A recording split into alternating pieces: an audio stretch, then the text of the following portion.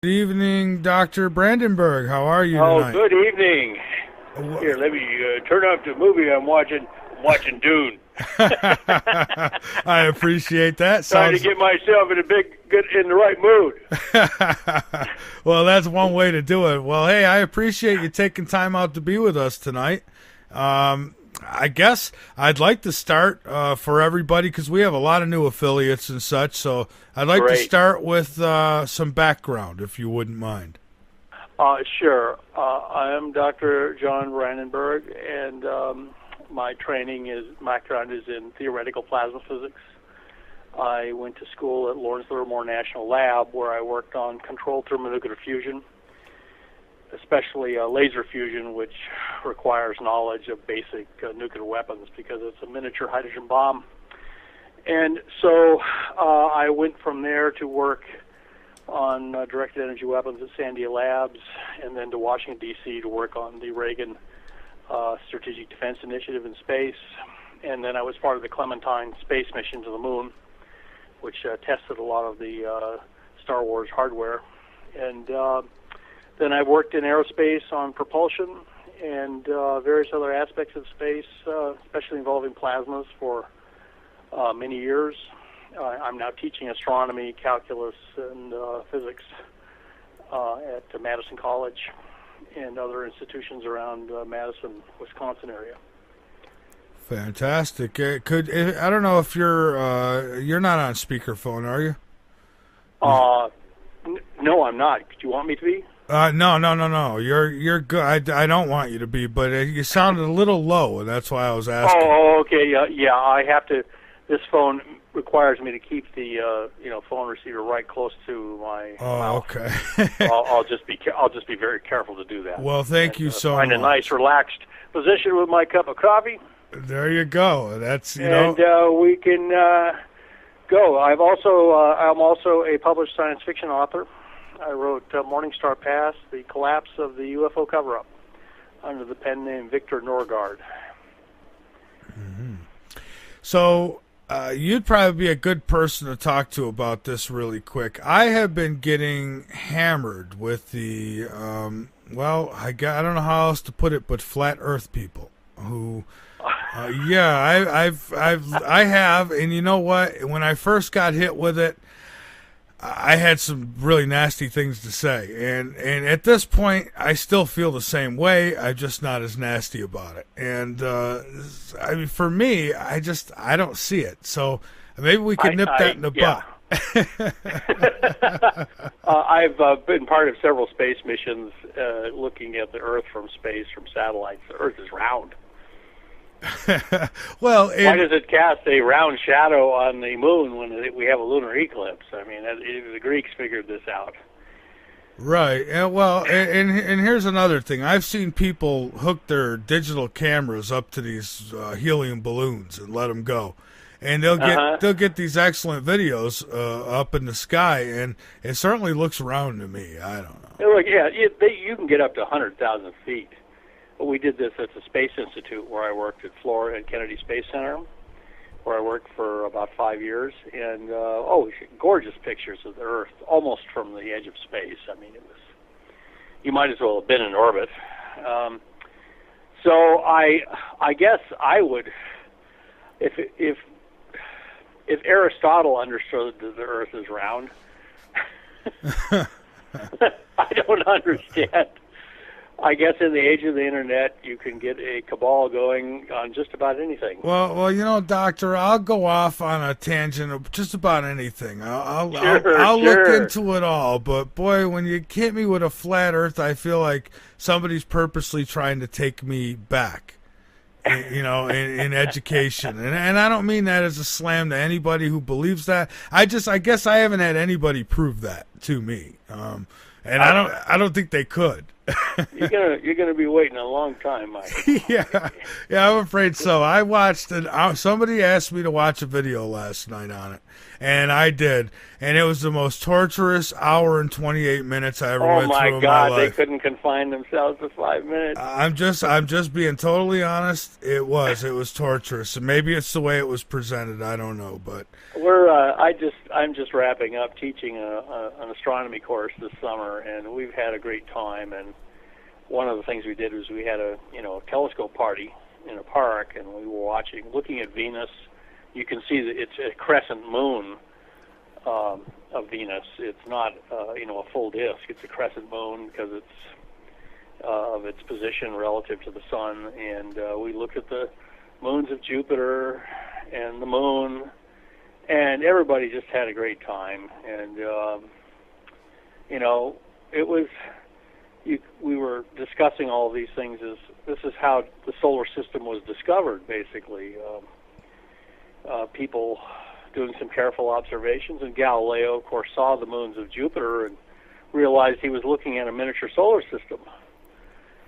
And he saw then the crescent, the crescent shape of Venus, and realized, oh my God, Venus is orbiting the sun. And the Catholic Church at the time had said that the 7 heavenly bodies, the sun, moon, and the 5 visible planets, represented the 7 deadly sins. So when Galileo found moons of Jupiter, it suggested there were new sins that might yet to be discovered. So the Church became very upset with him. The same thing happened, by the way, to ancient Greeks who started talking about the Earth being, a sphere, and the sun being a sphere thousands of miles away of, white-hot rock. And the first fellow who said that was immediately locked up in jail by the priesthood of Jupiter and Mars and Aphrodite. They had to get him on the next boat out of Athens.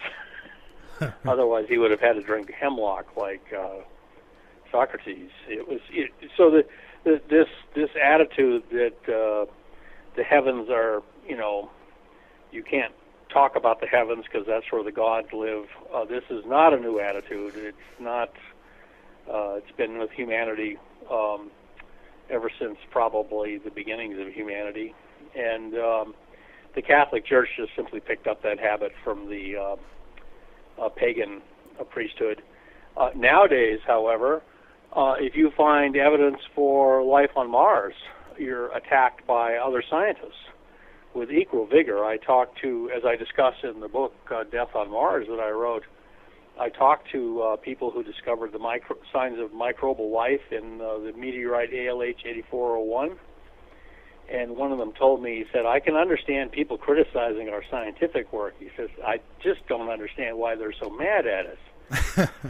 What I understood is that even scientists, modern scientists, secretly hold the belief that we are the center of the universe still, biologically. Right, and it's hard for them to go against something they've believed so strongly and for so long. That's right. And this, unfortunately, this is what I get from some of these other people, even within the flat Earth. They'll say, "Well, you're just, your beliefs." It's like, but no, I mean, it's been proven. I mean, I know. Well, I've had to walk classes through, why did the why did the Americans land on the moon and the Russians didn't? In fact, I turn it into a question. Well, you question whether the Americans landed on the moon. I'll ask you a question. Why didn't the Russians land on the moon? Well, the rocket blew up 4 times. They just couldn't get there. And so it's there's always part of the human race that wants to cling to the past, like a security blanket. And but we have to move ahead.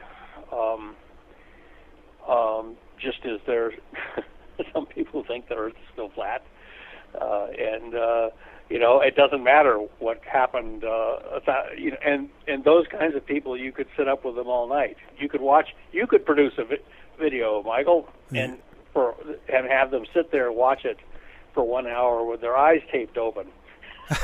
They still wouldn't change their minds. Well, no, they wouldn't. They would say that it was faked, and that it was all fake. You can't win. And see, for me, I believe 100% we went to the moon. I just don't believe that all the video that we're being shown is, I think some things are being left out. It's, you have to. This government always has multiple agendas, and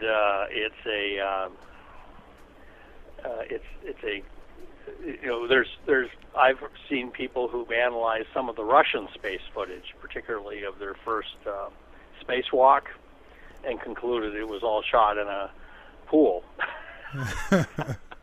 So it's the whole space race was about proving technological ability, and the United States, landed on the moon finally 6 times. And we basically did, 6 victory laps. And, and we, in fact, people ask, well, why didn't we establish a moon base, which was the next logical step? And apparently the Russians called up the White House and said, okay, you won the race. Don't go establishing a base on the moon or we'll blow it up. And one of the goals of the... just a case in point, one of the goals of the space shuttle was to see if they could capture satellites in orbit. They captured American satellites in orbit and they fixed them and then released them. And they wanted to see if they could do that to a Russian satellite. But the Russians, again, called the White House and said, watch the next satellite that passes right over the United States, right about when it's over Kansas. And so we did, and it blew up right over Kansas. Oh, wow. They had a destruct charge on it. And they said, don't try and capture any of our satellites with your space shuttle. So in a sense, there's some space wars going on. Oh, yes. Space has always been an arena of war, or the Cold War, let's say. And that's why we have to, with these discoveries we've made on Mars, we have to proceed kind of carefully on that. I'm not going to pretend to I'm not going to give the U.S. government lectures, but I think if we proceed with the space station consortium up to Mars to find out what exactly happened up there, that will probably ease tensions on Earth. The stuff on Mars that we found looks primitive, but I don't. Somebody told me that, John, that sounds like famous last words. Yeah. Where you're absolutely convinced of something that you don't really have any data to support it. It looks primitive because people who carved big faces in pyramids on Earth were primitive on this planet. We have no idea what the technological level was of the people who did this, and so we shouldn't assume that it was primitive just because it looks primitive based on our own reference. Well, and I was going to say, Doctor, if Earth was to get wiped out right now and people came, say, 1 million years later to see what was here, it would look pretty primitive to them too, I bet. Because the pyramids and the Sphinx would still be here, but everything else we've built would be crumbled to dust. Well, yeah, and they might find a pot or pan here or there in the, deep within the ground. But, as far as any of our data, it's probably all going to be destroyed because it's on what? Oh, absolutely. All of this data. The books will survive. All the data will have evaporated. Isn't that terrible? It is. So, and it's books written on, printed on acid-free paper will last thousands of years, but everything we've committed to disk, even CDs, will probably evaporate in much less time than that. So that's why I always get my books published on good acid-free paper, Michael. So people will be able to read them 1,000 years from now. Well, and that's assuming that the Earth don't get nuked. Exactly, which brings us to our findings on Mars. Basically, what we have found, Michael, is evidence that there were 2 massive nuclear weapons deployed from space onto Mars. They were airbursts, just like Hiroshima and Nagasaki. So they didn't leave craters. However, they turned apparently thousands of square miles of Martian surface to glass. We found the glass from orbit now. It loaded the atmosphere of Mars with isotopic residues that are weapon signature on Earth. It also irradiated the Martian surface with neutrons, so that the Mars meteorites we get that are younger Mars meteorites from recent geologic time are full of isotopes indicating heavy neutron radiation. And not only that, it left 2 radioactive scars on Mars, and you can see a debris pattern from those scars radiating all the way around the planet that created a shock wave that went all the way around the planet and ran into itself on the far side at what's called the antipode and deposited a pile of radioactive debris there. And this is the evidence of these nuclear explosions. And then if you look at the areas that are still slightly radioactive from this, that would have been the epicenters, the ground zeros of these 2 explosions.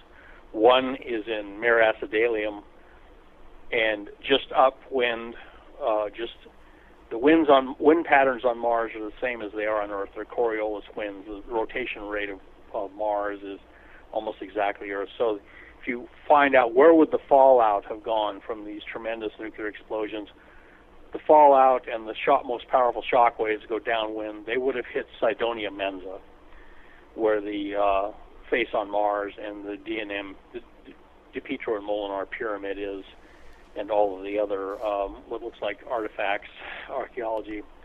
And then on the other part of Mars, in what's called Utopia Planum, the area directly downwind of the blast was a place called Galaxis Chaos.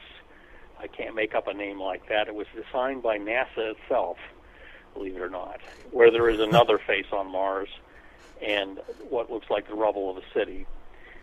So people have asked me, well, why involve Cydonia and Galaxis in this argument, which is essentially arguments of nuclear isotopes? And I said, because I can read a map. Anyone who can read a map of Mars can see that these 2 explosions are correlated with the 2 sites of previously identified sites of dead civilization on Mars. And so I have in the book all of the new pictures of the archaeology on Mars, and the new pictures support the concept or the hypothesis that this is archaeological. There's even nostrils in the nose of the face on Mars. Well, yeah, and you could clearly see that there's pyramids as well. And absolutely. There's a pyramid within about 5 miles of the face on Mars, and one of the vertices of the pyramid points directly at the face, as if it was built to be aligned with it. And in Galaxis Chaos, they have new pictures from the new probes, and they verify that this new face, which is about 2/3 the size of the original face in Cydonia, is a face. It's a face in a helmet. And all of this is in my book, Death on Mars, including all the frame numbers. So anybody can go into the NASA archives and download these pictures and verify for themselves that the pictures I've shown in the book are accurate. And so all of the data, by the way, I presented on the nuclear data. I presented that at Mars conferences, most recently at the Lunar and Planetary Science Conference. And people looked at it they were stunned. And nobody could offer another explanation for this pattern of nuclear and nuclear effects data, like the thousands of square miles it looks like has been glassified on Mars. And an asteroid or anything like that wouldn't do the same thing? No, you could. An asteroid could not do this because it would have created a large crater. The amazing thing is the areas that are glassified and slightly radioactive, there's no crater. They're very smooth. They're just a smooth, shallow depression, and that's typical of an airburst. The nuclear weapons that were dropped on Hiroshima and Nagasaki were triggered to go off several hundred feet above the ground because that maximizes shock damage to light structures, civilian structures. They did not do it for humanitarian reasons. And, of course, sadly, this is the 70th anniversary of the dropping of nuclear weapons on Hiroshima and Nagasaki. You know, a terrible tragedy, along with all of the rest of World War II. But so you can't explain this with some kind of asteroid coming into Mars and depositing all this stuff or breaking up in the mid-Atlantic atmosphere. It would have created enormous craters at both sites, and there's no crater. Just a broad area of glassified soil and slightly radioactive rock. And now, kind of a stupid question, but I'm going to ask it anyways. Oh, I love stupid questions, Michael. I ask them all the time. In fact, the stupidest questions are sometimes the ones that get the most interesting answers. That's very true. So why is all this being covered up? Why isn't this big news? I mean, NASA could, wouldn't that help their funding if they came out and said, guess what we found? That's not the way the U.S. government handles things, Michael. Yeah. Uncle Sammy likes to play his cards real close to the chest. However, I will, as I report in the book, we knew we were under government for surveillance when we were doing this research. And when we found this evidence of these enormous nuclear explosions, we actually just kind of tapped on the shoulder one of our the people who was following us around and brought him in and said, here, look what we found. Could you please go report this to your superiors? And he took careful notes and disappeared and went and reported it to the Mars desk at the Pentagon. Or something, it's probably not called the Mars desk, but there's some desk at the Pentagon where stuff like this is reported. And what's interesting then is another fellow from the intelligence. I was working on the Reagan Star Wars defense system in space. Yeah, so I was going to meetings with the intelligence community all the time. And that did get completed, didn't it? What's that? I say that did get completed, didn't it? Oh, yes. And they loaded a probe with all of the sensors, miniature sensors and computers they developed for that program and sent it to the moon called Clementine. And I got to be part of that mission. But I will say that about 6 months later, someone from the intelligence community contacted me, and typically his answer to our question was itself a question. He said, why don't you publish? Meaning they were waving us ahead. They apparently want this to come out. Now, they probably could have found a better person to publish it than me. But I was glad to volunteer, so I volunteered to do it. I'm kind of just joking. We found it. They told us to publish. They basically told us to go ahead and publish. But it was not classified. Oh.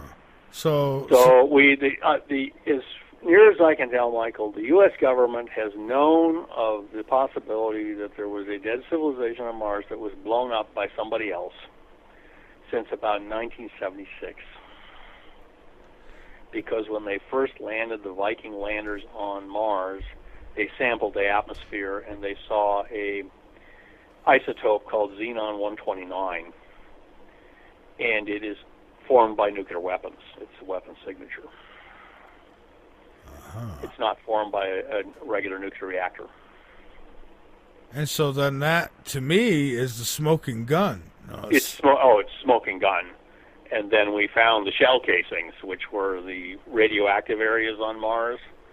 And in radioactive potassium and thorium, with the debris pattern going all the way around the planet. And then after I had published the original work, somebody pointed out that the areas are glassified.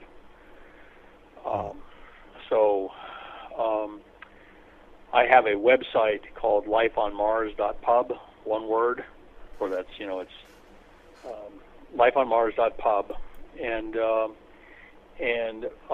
so it shows all of this data. And it also shows that the Earth's atmosphere since 1945, the Earth's atmosphere has changed slightly. It's gotten a lot more xenon-129, as it turns out. Really? And that's because of the open-air nuclear tests. So this is the only planet in the solar system that has the same feature as Mars. Fortunately, ours is just a minor constituent in our atmosphere since 1945. But on Mars, xenon-129 is more abundant than any other type of xenon. So the weapons had to be enormous. Well, now as big as the Empire State Building. There's been speculation that Earth also had some ancient type nukes go off, and I'm wondering, is there any signature there for that here? One of the problems I've encountered is it's okay to talk about stuff on Mars, especially if it's dead. But talking about stuff on Earth, that's a little too close for comfort, apparently. I do know, however, there are reports that in India there is this same kind of glassified soil. It's called trinitite. It was formed at the Trinity nuclear site when they set off the first atomic bomb on Earth. It turned the soil to glass. And that particular kind of glassified soil is called trinitite, and that's what they find on Mars. And they found it in this place in India called Mohenjo-daro. And in the Bhagavad Gita, the Hindu holy scriptures, it describes what looks like a nuclear war. It says a pillar of fire went up into the heavens, brighter than 1,000 suns, and that everyone who wasn't killed outright got sick and died after it. And so this is in the Hindu holy books. Also, there's an area in the Sahara Desert that has the same kind of glass. It's called Libyan desert glass. The Egyptians gathered it. They considered it's kind of like an emerald-colored glass, and the Egyptians actually made jewelry out of it. So you can check that out on the web. So there are two areas on Earth where we find similar things, but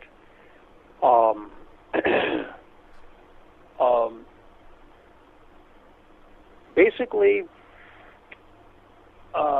like for instance, Michael. Ask me what I think about the whole UFO phenomenon. And I was going to, so let's ask you, what do you think about the whole UFO phenomenon? I think it would make a fine subject for a science fiction novel, and that's what I wrote.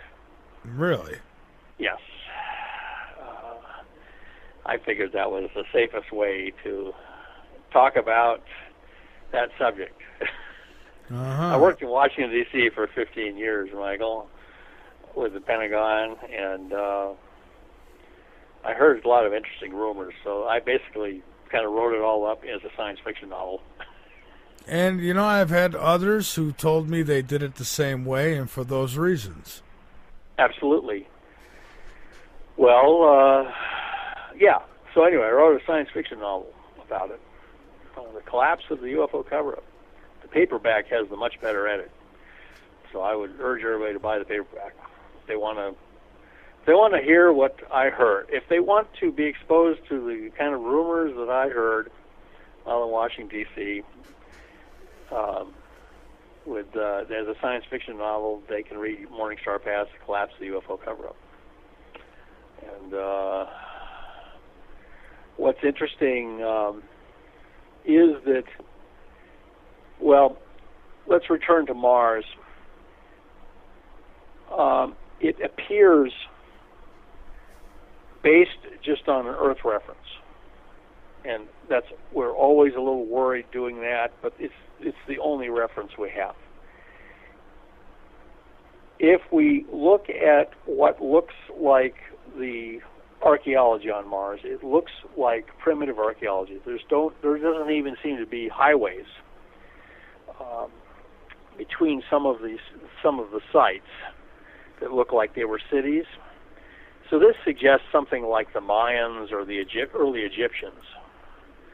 The whole archaeological areas on Mars, at Cydonia, there's another place at Deuteronilus, or is a sort of a pyramid-looking thing. Then there's Galaxis Chaos, which is actually near Elysium, where the pyramids of Elysium. This looks like ancient Egyptian or Mayan.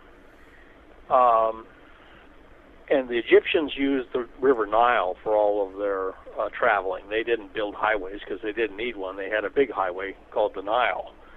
And on Mars, it looks like there was a northern polar ocean, and all of these sites are built around the shoreline of the ancient ocean. So it looks like they use ships for everything. But we're just guessing. We don't really know their level of technology. It looks as though my gut reaction, however, is that this looks like a Bronze Age or, very early Bronze Age, like the Mayans kind of civilization. Now, somebody comes along and drops nukes on them. So it looks like someone came from space and dropped nukes on them to wipe out the planet. So we're talking real evil. Yeah. We're talking evil on a scale that human beings haven't even accomplished, which is saying a lot. Well, we've done some terrible things on this planet, but we've never wiped out another planet. Well, no, not yet. No, not yet. So, wow, that's pretty huge when you think about it. It is. It's hard to wrap your head around. Yeah. It's almost unimaginable. And it would seem like some of the stuff that they built was meant to be seen from the air almost. And it's almost like maybe these people were somehow visiting them, or who knows, they're gods. Michael, you picked up a very important point. It is possible we can go up there, dig through the ruins, and find records that they knew who did this to them. Perhaps somebody was attempting to colonize Mars, and the inhabitants, being Martian, fought back so ferociously that they just couldn't do it. So they nuked them, as an example. That's one scenario. Unfortunately, we don't have enough information, but it is my belief that we have to go up there now. We have to send people. We have to dig through the ruins at Cydonia and Galaxis and Deuteronilus, which is another place. I discuss it briefly in the book. There's basically a big pyramid at the edge of a crater. And we have to see if the Martian culture knew what was happening. Did they know, perhaps there were visitors abducting people and mutilating their cattle? Can you imagine that? I know, right? And they didn't like it. and Doctor, what's your thoughts on this picture that has come out with this woman apparently standing on a rock looking down at the rover? She looks beautiful. I want to get her phone number. Of course, she looks beautiful to me. Well, even the fake news has been putting this out, so I'm kind of curious as if there's any truth to it. Oh, it looks like something. If you drive around Mars with a rover, especially near the coast, put it this way, if Cydonia and Galaxis Chaos are what they look like, then you'd expect just about everywhere you drove around Mars, near the old ocean coastline, you'd find remnants of a dead civilization, carvings. Some of the other stuff they found looks like castings of metal.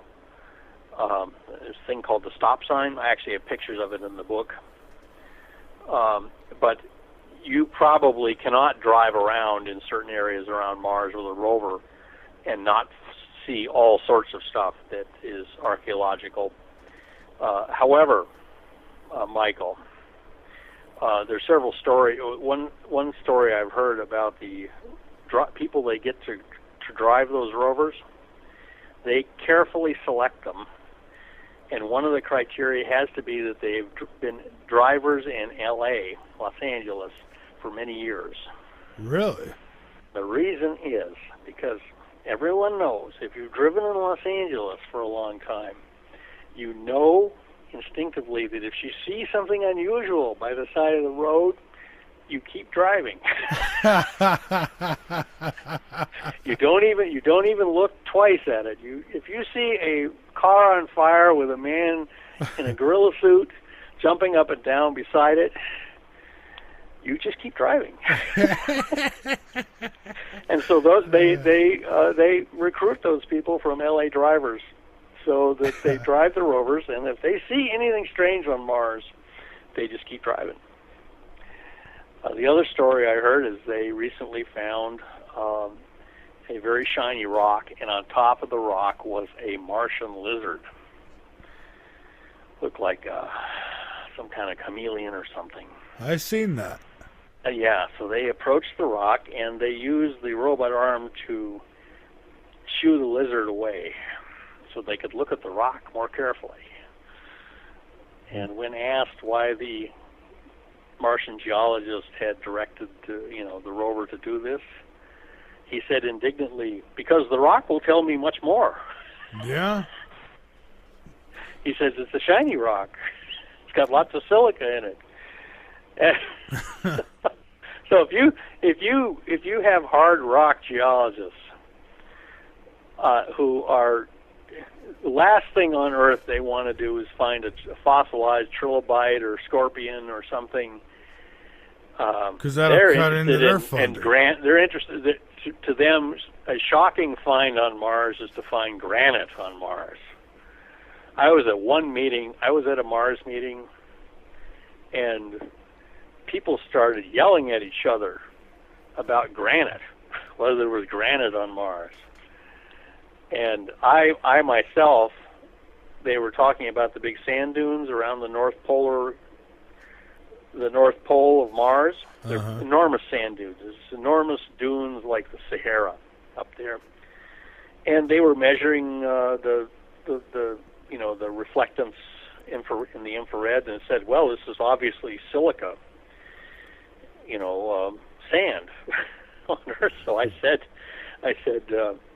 well, if it's made of, silica like sand on Earth, is it sand like down on the ocean shoreline?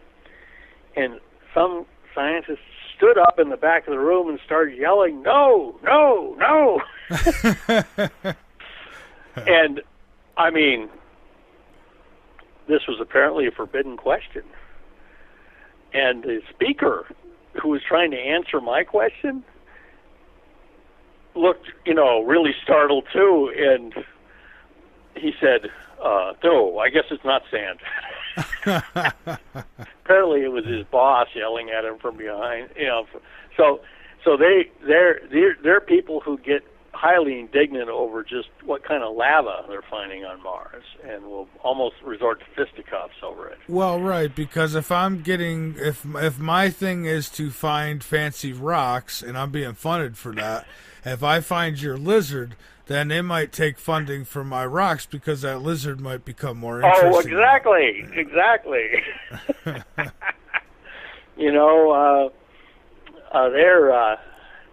This is very serious stuff. I'll tell you one of the stories I have in the book. The book is basically a journey of discovery, how I came to understand all this stuff I'd found on Mars, that we'd found on Mars, all these investigators. And but it's also a tale of what it is like to be involved in space exploration nowadays. And for instance, we sent this Clementine mission to the moon. It was a Defense Department mission. It was basically to test all of the Star Wars things.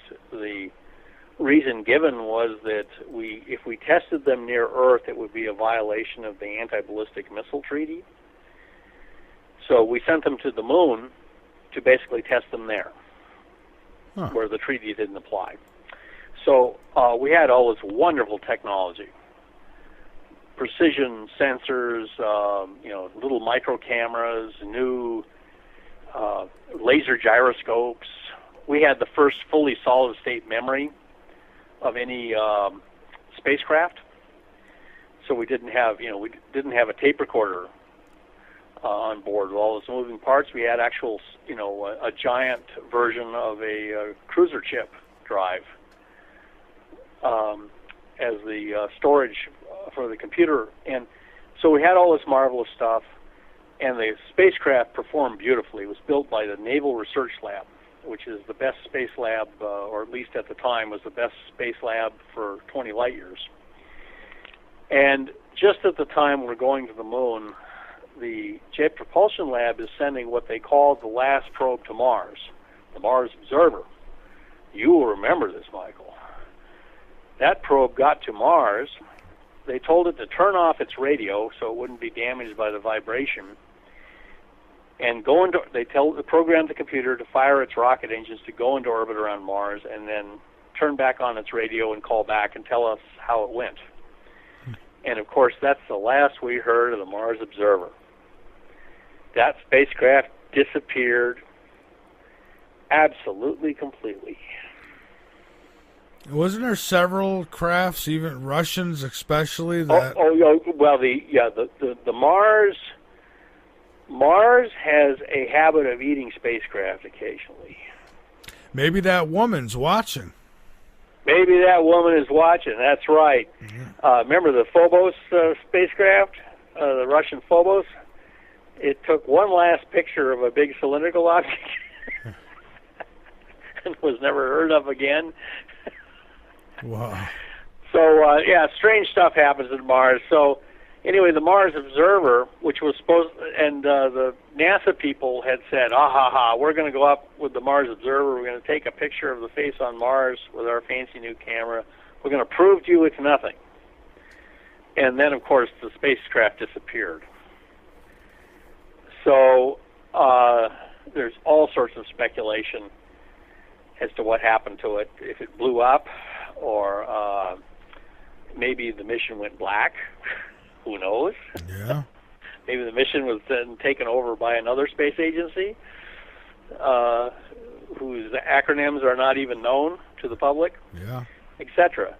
Well, whatever happened, NASA was completely in the dark, and we actually talked to some of the people who investigated the causes of the possible causes of the Mars Observer disappearing, and one guy said to me, he says, "How many different ways can you interpret dead silence?" So, NASA headquarters was really mad at Jet Propulsion Lab because they felt they had really messed up. So they asked Naval Research Lab to send the next probe to Mars. They wanted us to take a Clementine spacecraft, which had excellent cameras and everything, bolt some bigger solar panels on it so it could fly out to Mars and still generate enough power to run. And they had to put some heaters on it to keep it a little bit warmer because it's colder out by Mars. And they wanted us to launch a mission in 1 year to go to Mars, to replace the Mars Observer. And this precipitated what we called the first and second Martian Wars, because we found out that Jet Propulsion Lab owned Mars. They owned it. No one else could go there. Okay, how's that possible? Imagine that. They own that planet. No one else has a license to go there. Maybe that company is originated from the original Martians. Who knows? Like in Buckaroo Banzai. Yeah, but how could they... Yoyodyne Incorporated, where everybody's first name is John. Yeah, how can they put a claim on a planet like that? So I didn't understand it. Well, it was basically about money. The way it was explained to me is that Mars was worth an enormous amount of money to Jet Propulsion Lab. They were talking $1 billion worth of contracts to explore Mars, and because Mars was an all-you-could-eat scientific buffet, and they didn't want anybody else having it. I mean, there are a number of other. There's Applied Physics Lab that running the New Horizons or New Dawn, which is orbiting Ceres. That's out in the asteroid belt. That's safe. There's not much out there. Mars, however, is the big prize. In fact, on the Clementine mission, we instead of saying the word Mars, we would call it the candy bar. In those days, there was a candy bar called the Mars bar. The Mars bar, yeah. The Mars bar. So we called it the candy bar. And particularly because our boss, one of my bosses, got so mad at me after the end of what we found out was that Jet Propulsion Lab, because so many people worked there and they had so much money, they had a lot of influence with the congressional delegation. So you had 2 senators and a whole bunch of congressmen from Southern California who backed them up. So they basically forbade Naval Research Lab from flying to Mars. And then, well, anyway, then what happened was and I describe in the book, then there was a second Martian war because Congress got mad at Jet Propulsion Lab and wouldn't let anybody go, and told them they couldn't go to Mars. So then no one was going to Mars. So we had to have another fight because we rushed down there and said, we'll go to Mars for you. And we almost won that one. So we made them really sweat. But we couldn't win because they had a lot more money behind them than we did. But you find out that space is highly political, especially the planet Mars. Planet Mars has landmines buried underneath the ground. They should have warning signs up. Yeah. And if, by the way, if you find something on Mars that suggests life, you better take out your life insurance because people will get really angry with you about it. It upsets a lot of apple carts to find life on Mars, believe it or not. Despite the fact that NASA says it's looking for life on Mars, no, they don't want to find it. Oh, yeah, that's just like the American Cancer Society is looking for a cure for cancer. It's the same thing. Well, the March of Dimes is a great example. It was March of Dimes found the cure for polio. They developed the Salk vaccine and then the Sabine vaccine, and then suddenly polio was no longer a problem. And there became a moment of truth where they had to decide whether to go out of business or not. And they decided to keep on going business. They just found another thing, muscular dystrophy. Mm-hmm. And they're still, we're going to find a cure for that. So I guess it's kind of good. And, but based on my own experience, I myself found a group of Mars meteorites. It turns out you can figure out if a meteorite comes from Mars by its oxygen isotopes. Mm-hmm. So I found another group of meteorites that had the same isotopes as the Martian meteorites. I published that, saying they were from Mars, and the reason this caused a problem was because these particular meteorites are just chock full of tar and gunk, organic gunk. and it indicates, and some people have found what they look like microfossils in them. And so if the meteorites I found, which are called CI carbonaceous chondrites, if they're from Mars, then the life on early Mars debate is basically over in a day. Of course, then life would have had been on Mars. And when I published this thing, one guy called me up and yelled at me over the phone, so I actually had to hold the phone away from my ear. He was yelling so loud. See, and people should be He excited. wasn't saying nice things either. He said what I had done was not science. Oh, He accused me of betrayal of science. So people get very emotional about this, and it's going to take we are discovering that we're not alone in the universe, though, Michael. I predict within 5 years, life on early Mars will become an accepted fact, scientific fact.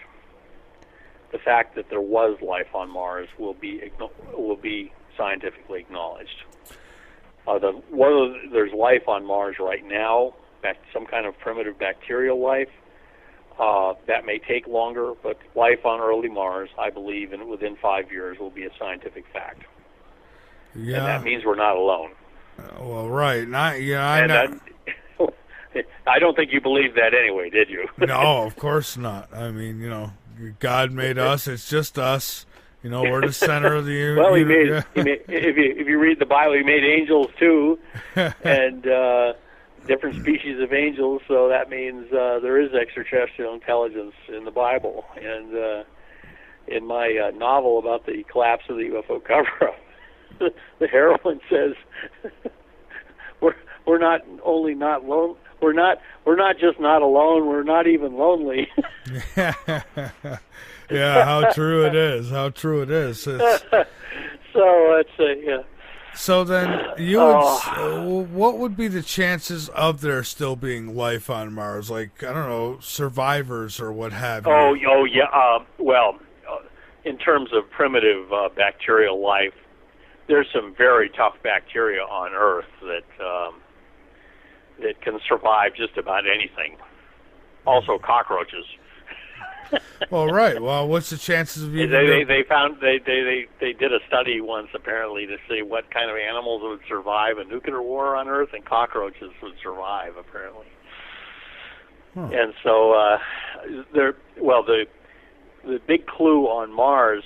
By the way, I grew up in Oregon near the Pacific coast, and we'd go to the coast, and you couldn't swim in the Pacific; it was too cold. But you could walk along the beach and wade, and have fun, especially if you're small children. But one of the most interesting things is all the seaweed that would wash up on the shorelines after storms. Mm-hmm. And it was red. It wasn't green. And as it turns out, the seaweed on the Oregon coast sits down about 5 feet under the water, and it looks like a plant. The seaweed they called it kelp or something anyway. It had little gas bubbles in it on its leaves, so it would hold the leaves up near the surface of the water. But it was always about 5 feet below the water, and it doesn't get as much sunlight down there. As it turns out, most of the light that the sun puts out, Michael, is green. Really? The peak of the Mars, and as it turns out, the human eye is more sensitive to green light than any other light. And that's where the sun puts out almost all of its light. By the way, that's why night vision scopes use green phosphor, because the human eye can tell more shades of green light than it can anything else. Oh, wow, I didn't know that. You can make out more detail in green light than any other color. So, as it turns out, plant life on Earth reflects, because it's green, it reflects most of the light coming from the sun. It doesn't use it. It only uses the red and the blue. But the seaweed, because it didn't get as much sunlight, it turned itself red.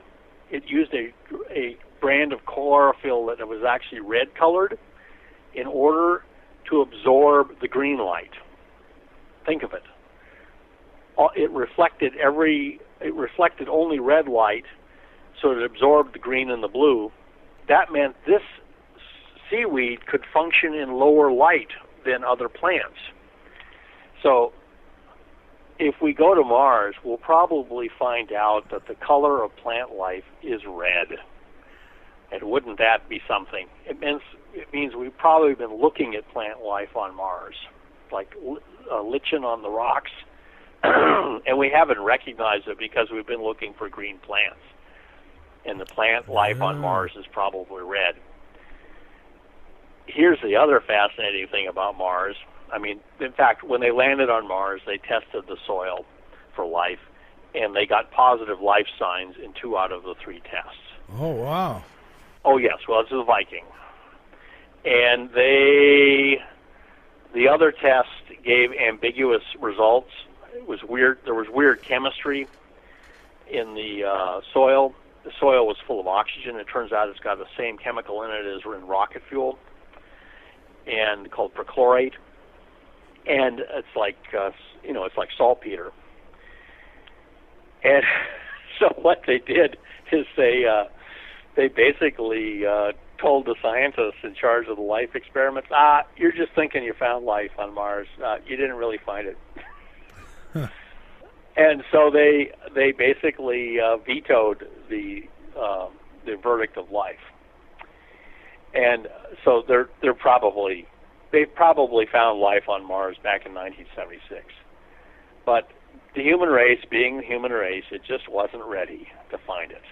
And so one of the sure clues that there's life on Mars, there's that evidence of life on Mars. There's the ALH 8401 and the other Mars rocks. Almost every meteorite they've tested now shows signs that it was exposed to bacteria in the past.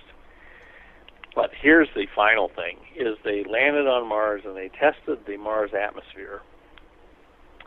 And the Mars atmosphere is carbon dioxide, and then it's got some nitrogen. And those are, considered kind of inert gases. Then it's got an inert gas called argon that they use in electric light bulbs, old-style electric light bulbs. It's like helium. It doesn't react with anything. It's in the Earth's atmosphere. We breathe it all the time. The fourth most abundant element, most abundant gas in the Martian atmosphere is oxygen. Wow. And I've talked to several Mars scientists, and they privately and very cautiously will say, we don't know why that oxygen is there. And I'll say, is there plant life on Mars making that oxygen? And they won't say anything. They'll just stare at me fearfully. Yeah. I've used the L word, plant life. So apparently Mars has a lot of plant life on it. It's like lichen or something. It's very tough. And it sits on the rocks and makes oxygen. And so there is no explanation for why there is all this oxygen in the Mars atmosphere. Well, it may not sound like a lot, but to the scientists who study atmospheric processes on Mars, they expected to find just a tiny trace of oxygen. There's about 10 times more oxygen on Mars than they expected. And the only reasonable explanation to me is that there's plant life on Mars right now. Is there enough oxygen where, say, you or I'd be able to breathe there? No. Well, if we had a special suit that instead of oxygen tanks, it just had a big air compressor. And we could bring in the Martian atmosphere and push it through, they have these things called zeolites. They're kind of a molecular sieve, and it strains out the oxygen. People use them now for portable oxygen supplies. And if we walked around with a suit that had a kind of air scoop on it and was constantly drawing in Martian air and scraping out oxygen, then we could probably breathe on Mars in a Mars suit just fine. Maybe keep. I'll have to figure out how to design one of those things. Maybe put some fields of hemp up there, and we could add to the oxygen. Actually, I propose growing tequila cactus. You know that I can't remember what it's called. It's a kind of cactus they use to make tequila. Not sure, but I know what you're talking about, but I'm not sure. Well, it looks like something that could grow on Mars right now if you kind of genetically modified it a little bit. It's very tough, and it grows on high desert in Mexico. And it's agave. I think it's agave cactus. It doesn't look like like a prickly pear or saguaro cactus. It's got broad leaves covered with this waxy stuff, so it won't lose any water. And I believe that stuff would, if you genetically modified, you could grow it on Mars. And I propose that the first way the Mars colony would make money would be to grow this cactus and make Martian tequila, ship it home. Well, yeah. $1,000 a bottle. Oh, everybody would want some. Everyone would want some. Yeah. Hey, Doctor, we've got to take a break here, so we're going to be about Mike. 5 minutes. So I'm going to put you on hold for a moment. It's going to get quiet for you. And no, it's a friend of Dr. Brandenburg named Robert Morningstar. Well, hello, Robert. I can hear the show in the background. Oh, let me shut that down. Okay. Hi. How are you? I'm doing fine. How are you? Oh, pretty good. I was listening to the show and the amazing work of Dr. Brandenburg. He and I have been friends for a very long time. When I started doing UFO Digest years ago, he sent me a copy of his book, which coincidentally is named Morningstar Pass, and it's a fabulous book. He mentioned it earlier.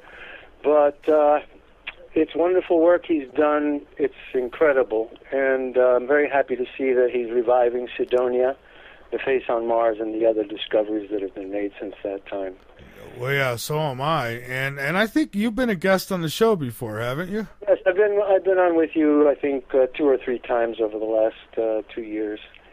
Yeah, well, the whole idea of Mars and life being on it at one point or another, and him throwing in the whole nukes. I mean, that right there is, for as far as I'm concerned, is a smoking gun. And I wonder, where are those people who nuked that planet so long ago?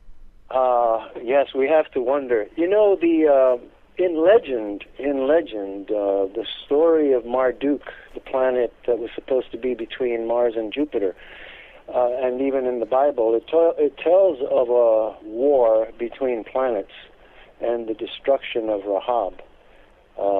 And it's in many legends.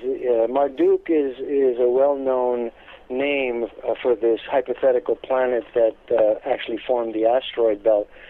So even though the Martians were wiped out, it is quite possible that the Martians destroyed that planet in self-defense, but they themselves saw their civilization wiped out. I do believe that they may have gone underground. We are discovering now so many artifacts. I recommend the work of an Israeli Marsologist named Rami Bar Ilan, and he's on Facebook. This man has an eye for objects on the ground on Mars, and he has his website and his Facebook page. I direct people to that. I was on Coast to Coast a year and a half ago discussing what I called the Dingo Gap, Martian junkyard, the discovery of Martian junkyard. There's so many artifacts in this region that looks like a gully that's been washed out, and washed out recently. Last year, on December 16th, 2014, NASA had a press conference, which not a lot of media covered, but I've seen it twice, and they admitted that there is water on Mars. There was huge amounts of water on Mars in the past, and that the likelihood of life on Mars is very likely. So if you go to NASA and look around for the Mars press conference that they did December 16th, 2014, you'll get filled in. But yet the mass media ignores it all. You know, they're still holding on to the dead planet with no atmosphere. One of the privileges that I've had in my life is I saw Mars at its closest approach in August of 2003 with one of the best telescopes. I actually bought a $1,000 telescope to look at this thing, and I saw it with a 128x magnification super plaza lens. And I tell you, all of the deceptions that NASA has pulled on us fell in one glance at this planet. I saw a living, breathing, dynamic planet with an atmosphere, with an air glow. I saw arcs of electricity, plasma, that ran from the south to the north, not North Pole to South Pole. Imagine arcs over the Earth. Aurora Borealis is what we call it here on Earth, as it's centered over the North Pole and the Arctic region. Mm-hmm. Well, I dubbed this Aurora Australoborealis, because they were streaming from the southern hemisphere to the northern hemisphere. I saw the Hellas Basin full of CO2. It looked like well, it actually was a dry ice, a liquid ocean, gases. It looked like an asteroid had just hit it and it was still smoking. And I saw a huge icicle-shaped mountain on the South Pole, which took me, about 10 years to find a hint of it in any of the photographs that NASA releases. When I saw Mars that night and I saw the photograph that they published the next day, I knew what a hoax it was, because what they published the next day was basically a cartoon. What they called the Hubble Space Telescope photo, the atmosphere was stripped off, the colors were wrong, it looked like a dead, barren planet. And notice in the last couple of years, as better and better photographs have been sent back by Curiosity, that the place is starting to look like Arizona or New Mexico. The sky is blue, there's weather, and all of these things I revealed in 2003, 2004. And I was very happy to do it. I was accepted to present a scientific paper down at Johns Hopkins by the American Association of Aeronautics and Astronautics, and it was quite an experience, and it's really great to have lived 12 years to see the things I said then validated. Yeah, that's incredible, and it's just amazing to me how people put their head in the sand still today, when I think there's enough evidence to say that we're definitely not alone, and I would even say that there's some hostiles out there that we should be a little concerned about. Who knows? They might already be here. They might already be our presidents. There's a movie called Mission to Mars, which I recommend to everyone, and it was made with the assistance of NASA, and it takes in the story of the face on Mars.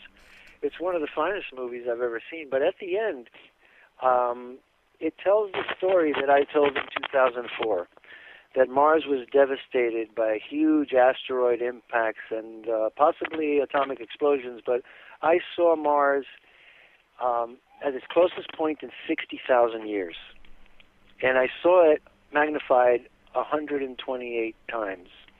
And let me describe it to you. Okay. It looked, through the telescope, bigger than the size of the full moon. And as a result, I was able to see all of these details. I saw what is called the Eye of Mars, which is an impact basin that is so deep that when the light of the sun comes up in the morning, it is so deep that the light does not hit the bottom of this area until probably what we would call 10 or 11 o'clock.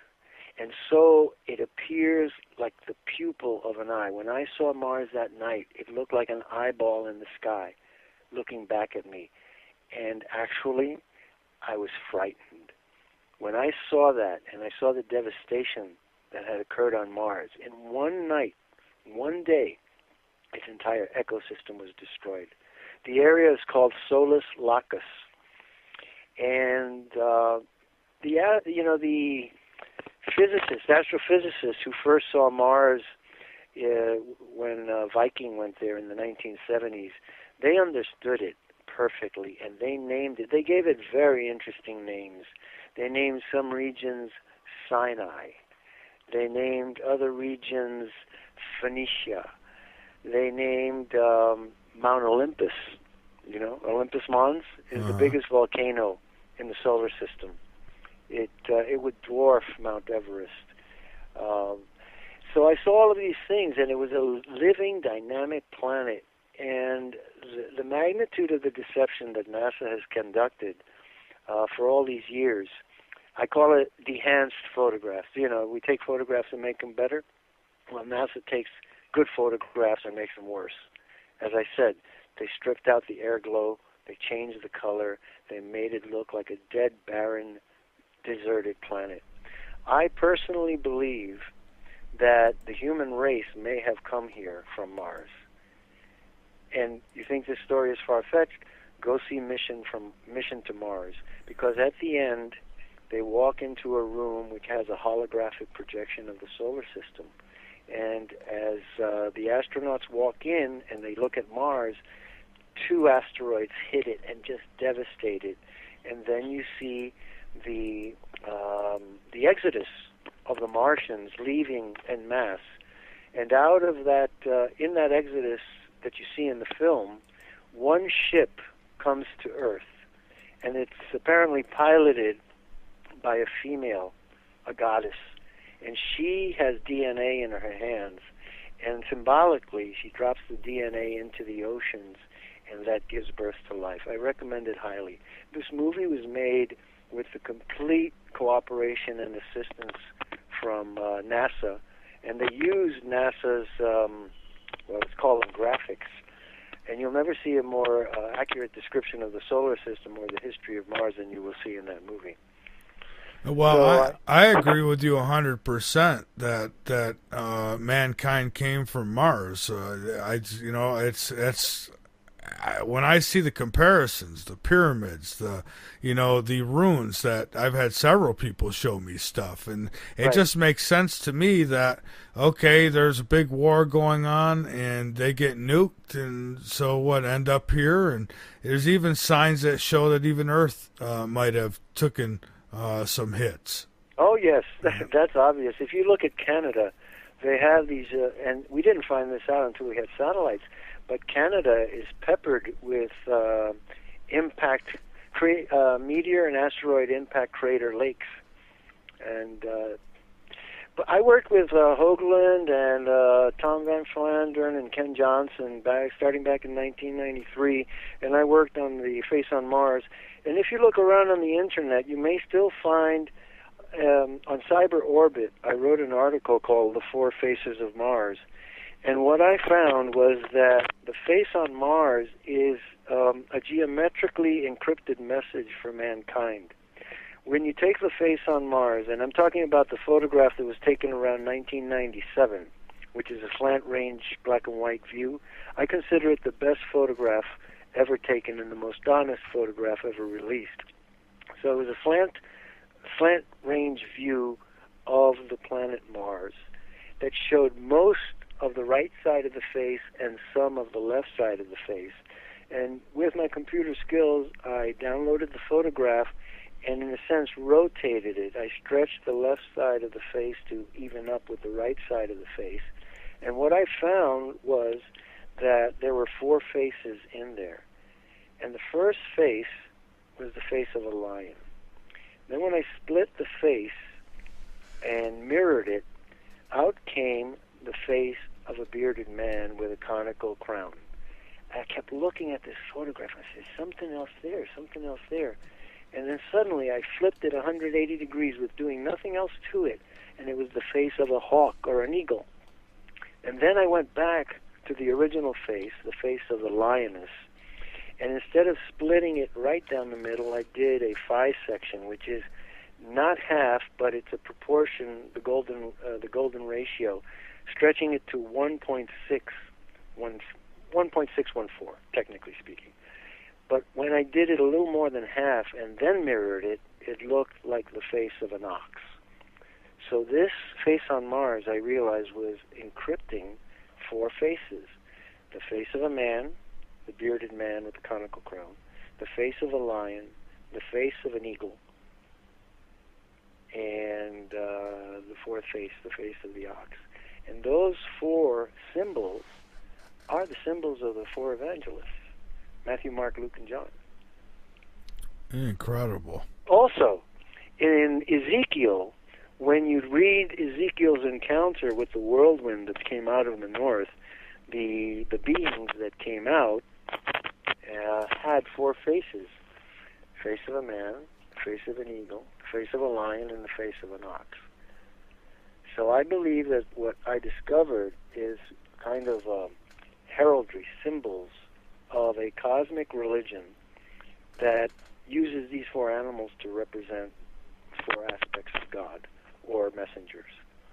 If you look around on the internet, there is an old website that was run by my late friend Ken Stedman. It's called Cyber Orbit, CYBER Orbit .org, and he archived my work, and it's called the Four Faces of Mars.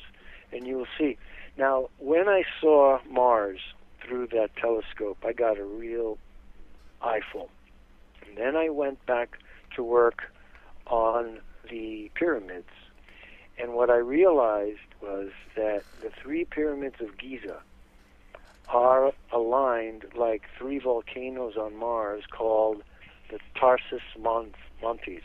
3 volcanoes, Tarsus Montes. And they are not far away from Olympus Mons. And when I saw a diagram that was drawn up by an architect, an English architect named Piazzi Smith, I noted that he had drawn the pyramids to scale, but to the west of Giza, in the direction of Libya, he had incorporated the Qatar Depression. The Qatar Depression is the deepest, lowest area of land in the Mediterranean. It's 450 feet below sea level. And there was a significant mountain on the other side that he had included. And when I saw that, I realized Piazzi Smith understood that that mountain was part of this complex. So I went to some Egyptian friends of mine, and I said, the mountain is called Al-Wajid. And I said, what is this mountain, and what does this mean, Al-Wajid? And he said, oh, that's very famous, a very famous place where people go to be healed. There's a spring there, an oasis, and people go to bathe there, and they are healed of illnesses. And I said, what does Al-Wajid mean? And he said, oh, Al-Wajid means, it means, I have found it. I said, what? He said, it's a statement. It means, I have found it, kind of like Eureka. And then a year or so later, I found out that it was the place where Alexander the Great's body was recovered in a place called Siwa, S-I-W-A. And I went back to childhood and the Classics Illustrated, well, you would call them comics, but Classics Illustrated comic books told true stories and histories. And I had read the story of Alexander the Great, and at the end it said that Alexander the Great was buried on Mount Olympus with the gods. But for 2,400 years, they looked all over Greece on Mount Olympus and Mount Parnassus for Alexander's body, and they never found a single bone. And in 1994, they found Alexander's body on this mountain. And so that mountain, Al-Wajid, represents Olympus Mons on the planet Mars, and the 3 pyramids represent the Tarsus Montes, the 3 volcanoes. And so what I see in Giza is a landscaped garden, much like a Japanese garden, that is a model of that region of the planet Mars, which is called Solis Lacus, Tarsus Montes, and Olympus Mons. It's quite an amazing site. And this website, cyberorbit.org, archived my work, The Four Faces of Mars. And I recommend people to see it because, seeing is believing. And I included the chart that shows the mountains, the mountain in Egypt, the scale drawing by the architect, the Egyptologist in the 1800s, and a map of the planet Mars with the corresponding features. So I heard you lose contact with Dr. Brandenburg, and I said, let me help Michael and Dr. Brandenburg out and fill in the airspace. Well, I absolutely appreciate it because, and we're even able to stay on topic. That's fantastic. Right. Well, I also wanted to get a message to Dr. Brandenburg. He was very kind and generous to send me a copy of his work when he first published it last year, and asked me to publish it on UFO Digest, which I intend to do very shortly. Unfortunately, during this time, we've had a very, very tough time at UFO Digest. The publisher and co-editor with me, Dirk Vanderploeg, passed away, and it caused a bit of chaos. And I've had to take over the editing and the publishing. And we had a lot of hacking.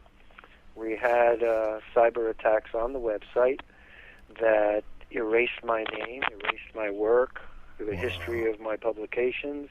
And in some of the last conversations I had with Dirk, he said, Robert, somebody really doesn't like you.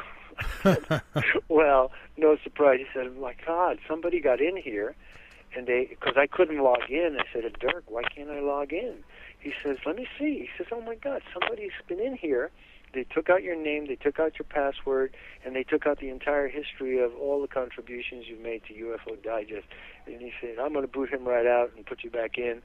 And unfortunately, that was just about 2 weeks before Dirk passed away, and I'm still very sad about it. But I continued it little by little, and I thank all the writers of UFO Digest for continuing to support it. But they hacked it, and they damaged the website. They prevent me from publishing more than one photograph or one illustration per article that I write.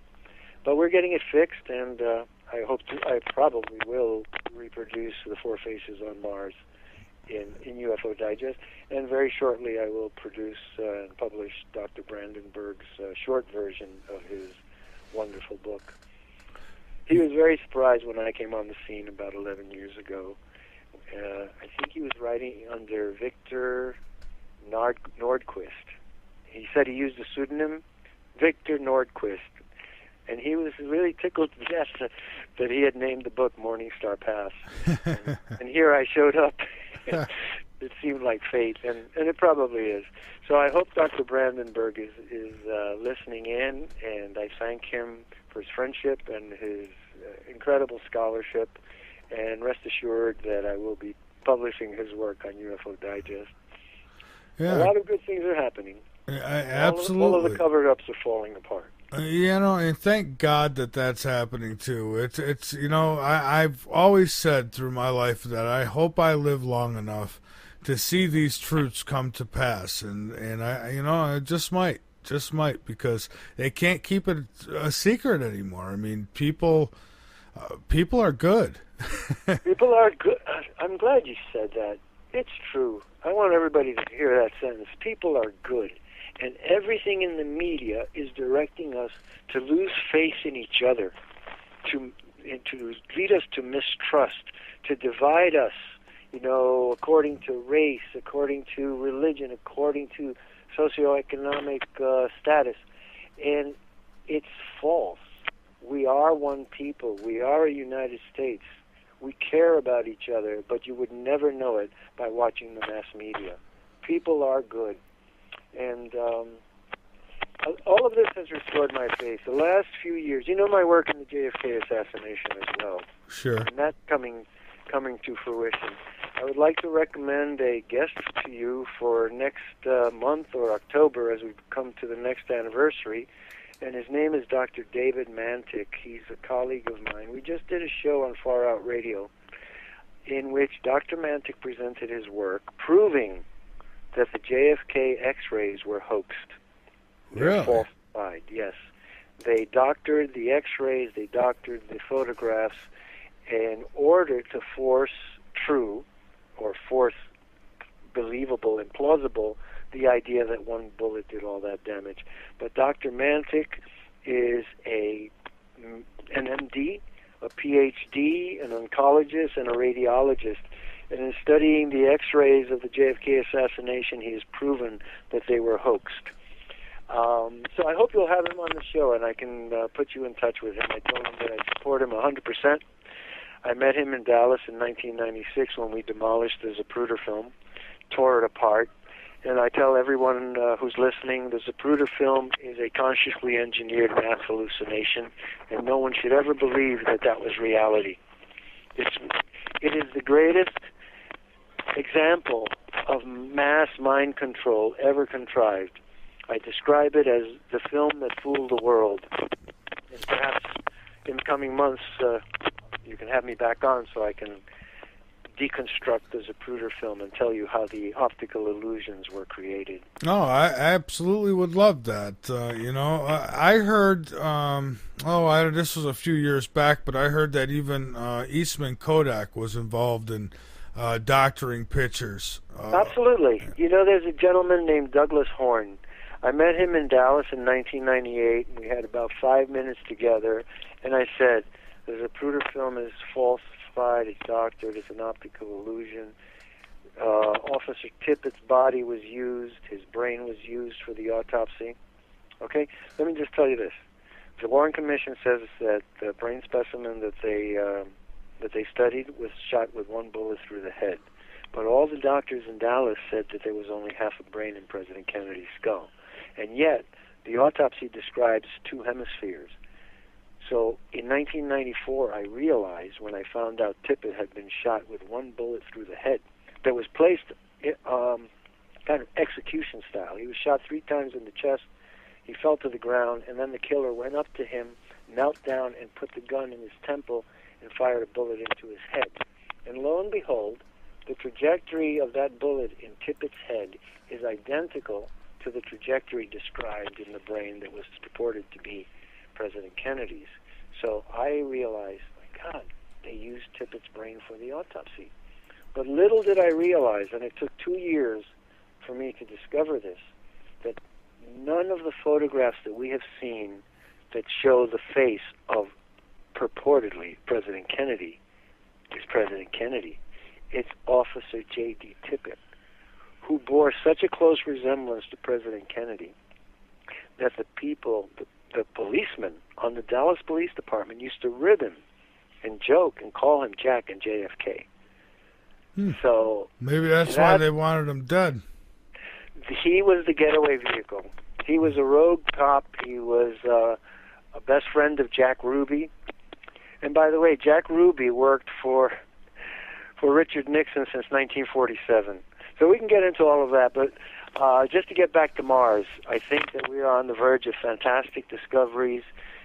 Individuals like Dr. Brandenburg and my Israeli friend Rami Bar-Ilan continue to make fantastic discoveries. Curiosity rover has the best photographs, and they're releasing photographs left and right and say nothing about them. And then Marsologists like Rami and Dr. Brandenburg and myself scour the photographs and find things like I said, the Dingo Gap, the junkyard on Mars. I said I found a roll of AstroTurf, yellow glove, computer boxes, hewn stones, sculptures. So the truth is seamless. The truth is as perennial as the grass. And I use that phrase to describe something that I see in New York periodically. In New York City, we live on asphalt and concrete, and it has to be repaved regularly. And I walk to the park where I teach Tai Chi in Riverside Park nearly 5 times a week. And I've crossed these sidewalks that have been covered over with concrete. And then a couple of weeks or a couple of months later, I see a crack. And I go, what? I wonder what made that crack. And then I keep coming, and the summer's getting longer, and all of a sudden, the crack gets bigger, and all of a sudden I see what cracked the concrete. A blade of grass. A blade of grass will come up from the earth below New York, sensing the light, and the pressure of the grass will actually crack the concrete, and the grass will start to grow. That's what's happening in our country. The concrete that was laying over our history, over our very perceptions, is breaking apart. And the truth is coming up like the grass growing toward the sunlight. Yes, people are good.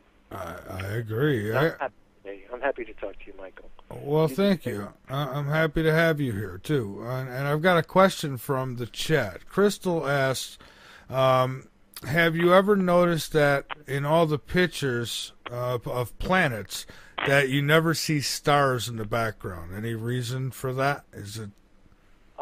Well, I'll tell you this. As far as pictures of the moon, NASA scrubs the skies. They say sometimes that, the moon is too bright and be seen. Oh, you're breaking up there a little, Robert. But phones for a second. Okay. Hello? Is that better? Oh, that's much better. I think it is. Well, I'll keep trying. Hopefully, Dr. Brandenburg will call back. Okay, we do have a call. I don't know who knows. He could be on another line. But we got 719 area code. Your first name and where you're calling from. Mad Martian, calling from the high ground of Colorado. Well, hello there, Mr. Mad Martian. How are you? All right, how you doing there, Mike? Doing great. Yeah. I'm glad you got Dr. J on, my old friend there. I was hoping to speak to him. He's very good at his Victor Norgard, by the way. Morningstar Pass. And, Mike, you know what? Sometimes it's a thick book. You might want to read it. It's got some interesting insights to the potential of the realities of what there really is being put forth through science fiction. And that's where a lot of this lay is in science fiction. Who is it? Mr. Morningstar. How you doing, by the way? Thank you. Well, you mentioned Mission to Mars earlier. Now, notice, the focus was on Cydonia. And in the movie, it wasn't even in the real region of where Cydonia is. They used the face, the typical alien-type face. It was not the real face of Cydonia. However, what there was that was very, very telling. Remember when the rover first went up, that little tiny rover, the astronauts were sending up to the face? Yes. What happened? Did he go in the crack? I don't recall that part that clearly. Before he had to figure it out. There was something to figure out. There was a code to figure out. And you were not going to get inside that face. It will try to kill you first. All right? You will not get in unless you provided the right answer. That's right. Meaning that the face itself in Cydonia puts out a code, Mike. Yeah. And you have to answer that code correctly in order for that door to slide open, for them to walk in there, and then let alone to see the holographic universe going on and, their spin on how they want us to think life seeded Earth. Again, it's a theory. Yeah. There's no solid evidence one way or the other, or even one way or the other, if Earth and life from Earth went and did that to Mars. It's just as much as speculation, but we're trying to narrow down what could the possibilities be. Okay, that I could go for. But the thing is, Mike and Mr. Morningstar, the code. Why have a code? What were they trying to tell us about Cydonia? Mike, I think they were trying to point us to see Cydonia, discover the Earth-Mars connection. What do you think? UFO diaries? Well, I think that, you hit it on the head, but I think we also have a code here on Earth, and it's the pyramids. So when I discern this relationship between the pyramids in Giza and these volcanoes on Mars as if they are symbols of it. There's a lot of red stone. There's a lot of red stone used in the pyramids. There's actually a red pyramid, which is one of the most beautiful pyramids in Egypt. The red pyramid. It's a perfect one, and it stands in another region. But it said to me they use the red stone with these capstones pointing to the zenith, to the sky, saying, "Hey, take a look up there. Look for something red. When you find something red, go over there and see what you find." Because they knew. Oh, well, that's a very good outlook. Actually, I'd never looked at it like that. But on the other hand, you got to find out who I am, Mr. Morningstar, because I'm not talking about structures on Earth regarding this code and Cydonia. Am I, Mike? No. You know? What is your handle? Mars what? Mars Matters? Mad Martian. Mad Martian. Mars Revealer. Well, Ask Hoagland about me. He knows me well. In fact, he slanders me all over the place and avoids answering the question and the truth about UFO diaries and the code that he is fitted in, even to this day, to where we're being presented with disclosure through his denials on the surface because he's speaking code. And if you really want to see what Hoagland's saying, like UFO diaries, in order to get in to see it, you have to crack that code. Therefore, you have to, how do I say this? You have to crack his code in order to see the truth that's behind his dark surface. Behind his dark words is where the truth lay of where him himself is trying to lead us to see that code about, Mike, UFO diaries, the code I found there in the very opening line to show in itself that video is indeed a code, is its opening line, to which that lingo connects to Hoagland all throughout the years of what he's been trying to do. And if you see it, you'll see that he's really trying to describe and finger point back to that UFO diaries, to a time to when he once was there. He provided that data. He couldn't be seen in connection, photographed in connection to him. He can't answer questions about it because everyone's officialed up the ass. Papers, documents. But he put the data out there, and therefore, if we're too stupid, we can, like Hoagland said on his recent shows that he does now, The Other Side of Midnight, which the other side of midnight is what? Dawn of a new day. The same symbolism. If you see that, then you will be able to determine that indeed, if you can't see what I'm really doing, who we really are, and that is out there. So when someone accuses me, let's say, of hiding the truth or suppressing information or a cover-up, well, all we could do is say, hey, let's look at that UFO diaries, basically. The data is there all along. He just can't talk about it. Therefore, it's based why? Why is this important, guys? Because of Brookings, dude. I called in no offense, dude, but I wanted to touch base with Mike on this because this goes to some of Dr. J. But this code thing is based from Brookings. Hoagland always talks about Brookings, others do too, but it was a riddle in itself, a question riddle that Hoagland for years wanted us to focus on.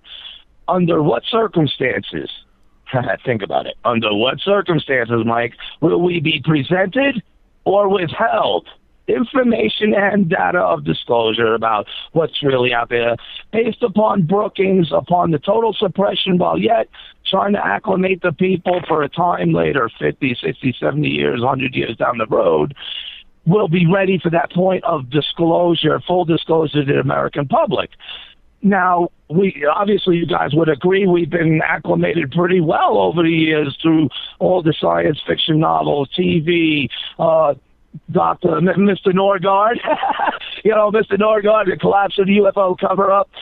Again, what is the reality of things? What are people's officialed up the assness able to do to try to get us the truth again based on Brookings?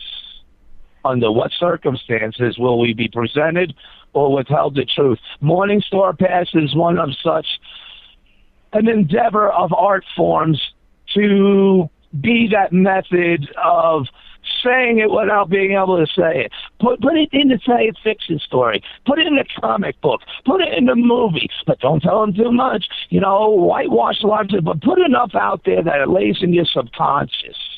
So that when you do become conscious, you can see it all, put the pieces together, and lo and behold, disclosure's upon us. And then you'll be able to see what they're really doing and why they're not doing what they should be doing. Right, Mike? In regards to Mr. Hoagland there, I mean, Mike's tried several times to get Mr. Hoagland on the air to talk about it. You know, even use threats against them, you know, or attempted bribes, you know, as it was. In my opinion, Mike, you could correct me if I'm wrong. I mean, we don't have to rehash that. This is history and it's known fact. But here's the thing. We're being led to a disclosure. What Hoagland's doing now. You're quite right about the 50-year plan. In 1965, I was watching Alan Burke's show here in New York City, and the gentleman who wrote Flying Saucers, Serious Business, Frank Edwards, revealed that the CIA had a 49-year plan to acclimatize us to the alien presence. And he said that it would be done through movies. And he said, in the movies of the 1950s and 60s, you've seen these monsters from outer space. But in the 70s and 80s, you're going to see movies like you've never seen before that will present the extraterrestrial in a different light, in a less frightening light. And in these 7 cycles of 7 years, 7 times 7, so he's talking 1965 through 2014, and that in that interval of time, our psychology, our psyches would be prepared to be able to accept the reality of extraterrestrials. But the other person who did this was Arthur C. Clarke in the book called Childhood's End, which basically tells the story. And I recommend that book very highly. And the last thing I'll say before I sign off is take a look at 2001: A Space Odyssey. And I found in 2010, when 2010 came, I reviewed the movie 2010, the Return, the Second Odyssey. And I reviewed the year we made contact. And again, and I said to myself, why did that ending affect me so powerfully? And it did. It changed my life. So I got the movie. And as I was playing it, I stood in front of my big screen monitor, and I played the last few seconds when the Star Child is born. And what I realized was that in the last 2 seconds, Stanley Kubrick revealed the face of the alien. As the Star Child, if you recall, the Star Child comes in profile. He's in outer space. And as the Star Child's body rotates, the face comes in to look at you directly. During the last 2 seconds, the light and shadow play across the Star Child's face, and within the baby's face, you will see in shadow the face of the gray alien. And then it disappears, and it left us all hanging. We wanted to see more. We didn't know why. Well, it was because we saw the face of the alien, and it was totally wiped out in 2 seconds, so we wanted to see more. But he had implanted in that idea a human baby with the face of the alien embedded in it, in the shadows. It sounds like we're to expect somebody new to be born. Revealed to the American public. They are done through entertainment to take away the fear factor, to thrill us is one way, but also to plant the suggestion in our subconscious minds so that it creates a receptacle, that a repository that will be able to receive the true message. You remember when we were kids, we used to have these little games that were like 3 ball bearings inside a little box or a round box, and the curved surface, and there were 3 little holes, and the game was to try to make the 3 ball bearings fall into the hole, and then you completed the task and succeeded. Well, I believe that the psychologists at the CIA work on this principle, and what they do at first is they plant an idea that becomes like one of those hollow spots, but it's in our psyches, and that hollow spot becomes a receptacle that's ready, receptive, and will be filled when the information comes, and it will not shock us because the receptacle has been formed that will fit the facts. So with that, I'd like to say good night, folks, and catch you at another time. And Mr. Mad Martian, please contact me through Facebook, Robert Morningstar. I'm the one with the head of the dolphin. All right, there are a couple there, but I'm the one with the face of the dolphin because I have the mind of the dolphin. I was involved in artificial intelligence research in the 1960s. And all right. So I think we're all getting home now. All right. Well, that's all great, and I just encourage one more thing: have the balls of a madman. Okay, have the balls to dare speak up. Speak up. Ask Hoagland on the air. Hey, Hoagland, what's up with that UFO diaries? What's up with the faces of Mars? It's funny you brought up a face, 2010, and the subconscious, because in the UFO diaries, right, Mike, we are dealing with other faces of Mars that were never given to the public by NASA. But Hoagland provided them, but he can't answer about it. But there's a code that he spills to this day that leads us, our consciousness, if we see it, back to that original UFO diaries where, ta-da, the data's out there. Now, I will do what you said, Mr. Morningstar. I will contact you. Okay. And so it's good talking to you. And Mike, regards to what... all right, I'll let you finish. Go ahead. Be well, folks, and keep the faith. People are good. Have a good night. All right. Thank you, Robert, and I'll be in touch so we can get something together here. And Gary, thank you for the call. Yes, one more thing, though, Mike. Sure. Hoagland said lately on his recent show, on one of his recent shows, that like he was talking about the Apollo astronauts and about it was Mr. Roddenberry, where he laid out get this, Mike, all these images of Cydonia in code. We know he's talking about those faces, but we know from his work on the surface, he was showing Mr. Roddenberry, his work on the Cydonia of the Mars. Everyone thinks and knows what Cydonia is, right? And then he goes, but Richard, none of this would be true unless it was on TV. Well, and Hoagland stressed that's how the truth would come out to us. It would have to be acclimated and given to us in such a way that it would be brought on TV. Well, we see them on UFO diaries. It's TV. It was just never aired in the U.S. Why? Well, if they're sensitive data, of course they're not going to be allowed to be released in the U.S. Get it? I do. So the trail is still continuing on, Mike. And I was hoping to be able to talk to Dr. J a little bit because I wanted to ask him a couple questions, and then I'll jump off. I'm sure I'll call back. How you doing, Dr. J? We'll talk again soon and do that show that we've been a long time waiting to do. And also, what about the jellyfish plants? What happened with sending them to Mars so we would be able to see the glow of the plants through the color? We'll be able to see the process of the life being ongoing or ceasing by the glow. It was to be blended in with the cells of the new plants. We would send to Mars, and they would glow like the jellyfish. We would be able to see them with our cameras, and therefore we could see how they would flourish. Since if we don't have something on the ground to go snoop right up to them, and let alone run over and try to probably do burnouts on them to prevent us from seeing it. But you know what I'm saying? I mean, think about it.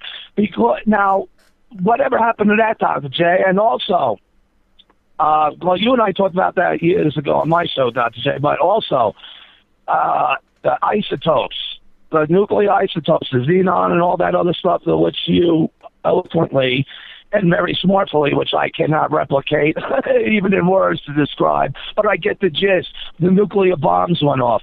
How can we might be able to sniff them in the air through Mars Express or any of the other craft, okay, but how can we actually go up to it, smell the stuff, bring it into a little tester, see how powerful each element might be, and therefore can we compare whatever we find of those elements that, again, you say are telltale signs, for sure smoking gun evidence of nuclear explosions.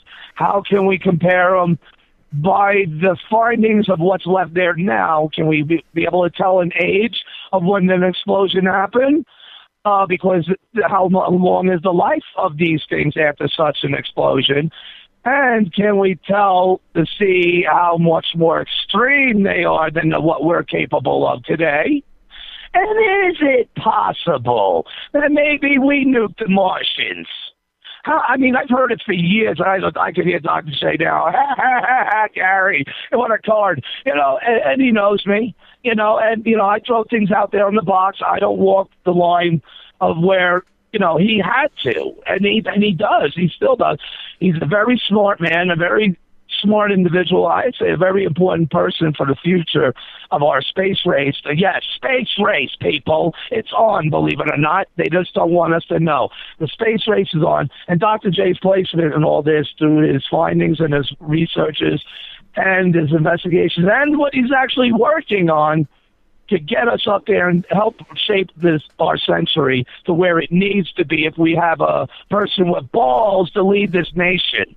And thus, the world need be, but at least the nation. We could rebuild America with space. So, my main question, and I'll hang up, Mike, and you can ponder these things if you like. How can we tell this? We need to sniff out these elements. We need to test them. And what I am saying or trying to say, Dr. J, I'm sure you're listening, is it stupid of me to even be saying this? I mean, I'm not a nuclear physicist, but to me it kind of makes sense that there should be a way to test these materials and elements as it was. Let's say if we made a rover and sent it there just for the specific purposes of testing these type of things, can we learn any data viable and valuable and maybe give us hints and clues of what type of weapons they might have used, the type of well, probably not unless we found a dud laying there. Yeah, you could dig it, but I doubt it. But you know where I'm going. You're the nuclear physicist, and that's why I sound so stupid asking this question. But I think you know that when I ask things, Dr. J, there's more to it. And I know, you respect me a little more because you know me, so that's why. So you know what I'm trying to say, and I would really look forward to your descriptions and your possibilities of ideas on what we can do to go test that all. I want to know more about those weapons. I want to know how serious they are compared to what we have. And what ours would be if ours was exploded at the same time that one was long ago. Would ours be diminished by now, or would it be just as strong as the elements is up there? I mean, I'm just trying to figure things out, mainly because of the who's out there question. You always said, Dr. J, that I'm very geopolitical. I don't know why, but I think there's a purpose behind that, too. And one day that shows, it shows, but it's going to have to be faced with by us all, because if there is someone out there sending things around, then it's a good chance in hell that if they had planets and or blew up or were destroyed, not everyone perished. Yeah. Like Mike, you brought up earlier, it seems to be designed, these structures, to be looked down at. You can see them, like they want to be seen. So therefore, someone had to have been above to have designed it. That means they have the process to come and go. That means these weapons may still be out there in whoever's hands. Or is that what part of this ultimate disclosure where we're being led to is going to lead us to see? There's so many factors here in this nuclear option, this bomb that dropped by Dr. J there, I mean, and he's a man that walks a line. You got to understand that, Mike, and others. He walks a tight line, and you heard, he was describing, just even about sand or granite for crying out loud. Someone panicking in the back, standing up. Hey, you can't say that. It goes against everything. Why? It stops progress. And him and I had this discussion a few times on my show. And he agrees with me to some point, but science, he said, is like an old, grumpy old man. Yet they're set in their ways, even though he understands what I'm saying about, but that stops progress. But, a lot of people's work, might change or even stop based on new findings and new data. And I can sympathize, but you know what my reply to that was? Well, tough crap. Yeah. I mean, this is what was, in order to progress, What? That's data. You can't just want to shimmy it or like JPL want to control its R's. Bull crap. Whoever gets there first, fine, but, there's going to be others, and they might be helping control the cover-up, but no, it's not. Remember, NASA and JPL is signed off on any of the contracts that get signed out to them, like subcontractors. Make sense?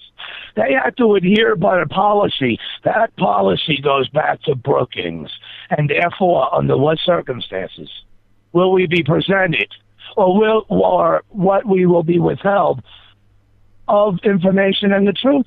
No one can say anything. It was disclosure in a lot of ways is going to come forth in unofficial manners because everyone's officialed up the ass.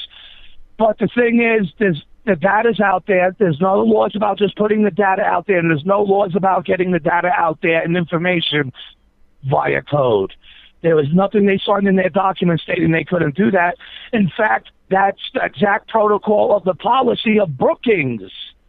Like this war with me and Hoagland on the surface, tit for tat, and everything else, I got to chase them. I mean, more than you, Mike. I mean, come on. Or anyone else that, has nuts that don't want to take the crap that he did to me and mine, if he did it to you guys, especially with your own show, it's like he wanted me to see a lot of this. But it's hard to see. Here's the thing. I'm seeing the real Hoagland that's behind his dark words, Mike, and others. I'm seeing the guy I actually know, or thought I knew.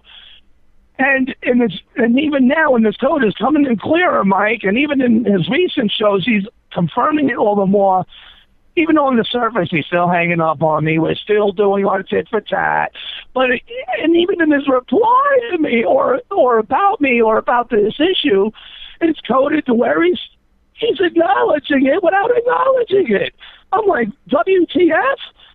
But that's the hard thing, because the things that happens on the surface is the things that happens on the surface of every day that we see, and therefore that's our reality, right? And so it's hard to shift, even when your consciousness has changed, it's hard to shift to that sense of reality or unreality, some of you may say, but that unreality or reality, it's hard to shift to that when you got the crap on the surface that even you makes you want to, again, put a foot up his ass, but you have to rise above that because you're seeing and knowing that it's more than what it appears to be.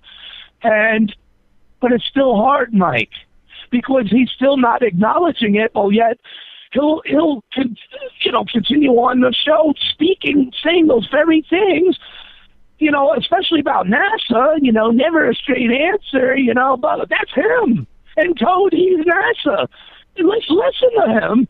And then even on his new shows, he rants on NASA a lot. He's kicking his own ass in code. If you look at him with this, you'll at least get some chuckles, people. Then you'll be like, wait, man, Martian's onto something. Because ain't Hoagland always saying lately, again, after I brought it forth, no less, he's speaking in code. How often now is he talking code? Hey, he ain't rid of the code. Look at all this code. And there's about a scale model, a solar system scale model, Mike. Remember the opening line, the solar system? I mean, we got him.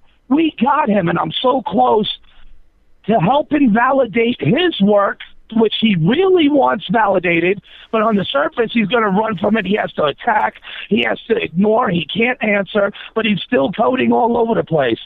That is what's the hard part here for people to decipher. If you watch my latest video special, Mike, and others, and Mike, I hope you did or will. Yeah, well, Richard Hoagland playing at NASA's coded junkyard. It's 4 parts. It lays out a lot of what he did to me over the years. He answers for why he's doing it, where he might be leading me for a future point of where this is going to take us. And I'm not saying nothing. I'm not going to say nothing on that. You guys got to listen to that and see if you see that just for yourselves. And then you tell me, because look, all I want is the truth and the answers. This is getting more and more Twilight Zone, Mike. More and more predicting, Mike. And I'm trying to face it, pun intended. Balls out, head on, because no one else mainly is. You and maybe 1 or 2 others only had the nuts to ever do so. And I hope you still continue that, Mike, to pursue, because this needs not go away. He likes to say to someone else called in on the show the last week, said, hey, why don't you bring up more info about this UFO diaries? Oh, you're one of those people, he says. What? This is the host of a radio show, Mike. Mr. Hoagland himself now. And you're one of those people. What do you think about his comment there? How do you rate him, never mind who he is, as a radio show host, Mike? What grade would you give him? I wouldn't. Right? Right. Well, which means what? An F? Does he flunk? Well, I mean, especially when he's charging, he wants, I can understand. Again, I like the idea. He has a show. I'm all for it. I love hearing the guy talk, but I know what it is. But where it's all crap on the surface, it's a script, a coded script he has to adhere to, and he has to say the things he has to say because he knows that someone's looking at it, me, and he's communicating to me in it and giving it as a set of directions so I can help bring it forth. Why? Again, under what circumstances will we be presented or withheld the information or the data of the truth of disclosure of what there is to really find? Remember, people, it's on TV. Hear that show, Hoagland's own words. I got it. I'm going to use it. I'm going to paint it. That liar's talking. Okay, right. Mike, you know what I mean? And keep rocking. And I hope, I saved some time. And hopefully Dr. J will be back with you.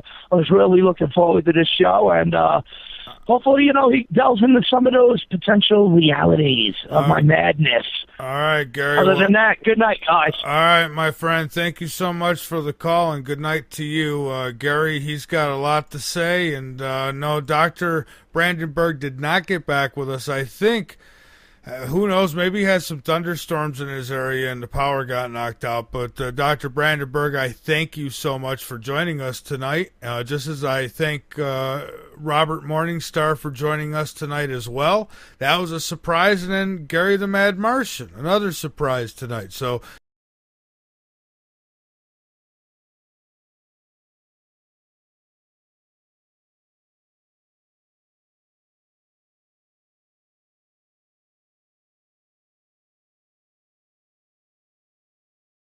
good evening, Dr. Brandenburg. How are you tonight? Oh, good evening.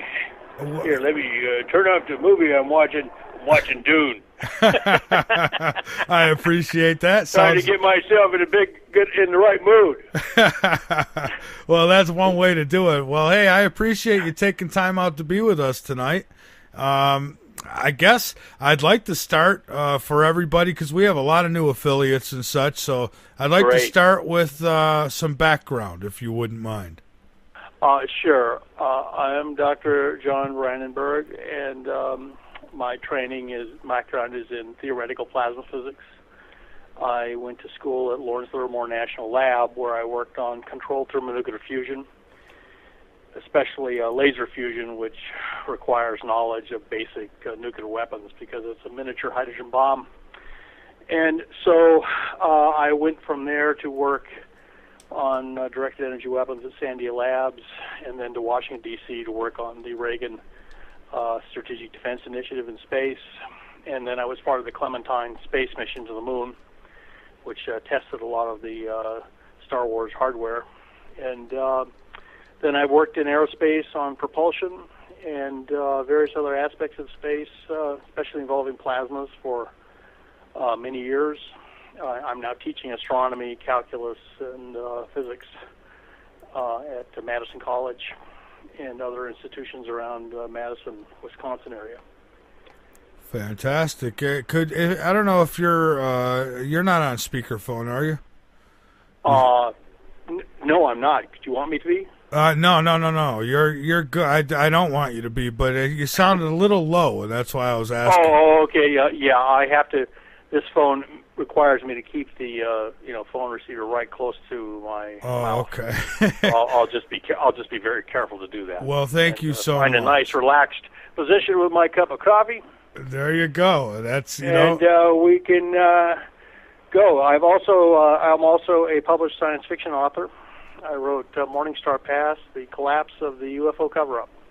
That's how I Oh went my through God, my they life. couldn't confine themselves to 5 minutes. I'm just being totally honest. It was torturous. And maybe it's the way it was presented. I don't know, but I'm just wrapping up teaching an astronomy course this summer, and we've had a great time. And one of the things we did was we had a telescope party in a park, and we were looking at Venus. You can see that it's a crescent moon of Venus. It's not a full disk. It's a crescent moon because it's of its position relative to the sun. And we looked at the moons of Jupiter and the moon, and everybody just had a great time. And it was. We were discussing all of these things as this is how the solar system was discovered, basically. People doing some careful observations, and Galileo, of course, saw the moons of Jupiter and realized he was looking at a miniature solar system. And he saw then the crescent, the crescent shape of Venus, and realized, oh my God, Venus is orbiting the sun. And the Catholic Church at the time had said that the 7 heavenly bodies, the sun, moon, and the 5 visible planets, represented the 7 deadly sins. So when Galileo found moons of Jupiter, it suggested there were new sins that might yet to be discovered.